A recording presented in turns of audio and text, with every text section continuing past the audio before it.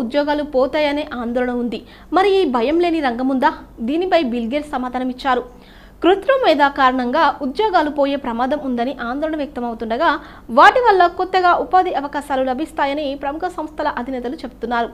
ఇదే అంశంపై తాజాగా మైక్రోసాఫ్ట్ సహా వ్యవస్థాపకుడు బిల్ గేట్స్ స్పందించారు. ఏఐతో రానున్న రోజుల్లో ఎన్నో ఉద్యోగాలు నిరుపయోగంగా మారతాయని తెలిపారు. మిగతా వాటితో పోల్చుకుంటే 3 వృత్తులకు మాత్రం ఈ ఆటోమేషన్ మునుపటి కంటే కాస్త తక్కువని అంచనా వేశారు. కోడింగ్, ఎనర్జిమెంట్, అలాగే మేనేజ్మెంట్, బయాలజీ రంగాలు దీనిని తట్టుకొని నిలబడతాయని చెప్పారు.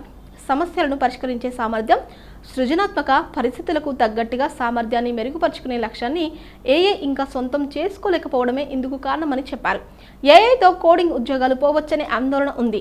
కోడ్ను రూపొందించడంలో కొన్ని ప్రోగ్రామింగ్ టాస్క్లకు మనుషులు అవసరం లేకుండా ఏఐతో పని కానియొచ్చు. కానీ ఖచ్చితత్వం, లాజిక్ సమస్యలను పరిష్కరించే నైపుణ్యాలను మాత్రం మనుషుల కంటే వెనుకబడే ఉంది. క్లిష్టమైన సాఫ్ట్వేర్ రూపకల్పనకు ఈ లక్షణాలన్నీ కావాలి. మరి డీబగ్గింగ్, ఏఐను మెరుగుపరచడంలో ప్రోగ్రామర్స్ కీలకమని బిల్ గేట్స్ అభిప్రాయపడుతున్నారు. చాట్ జీపీటీ వంటి ఏఐ టూల్స్కు లోడ్ రాయడంతో ఉపయోగపడతాయి.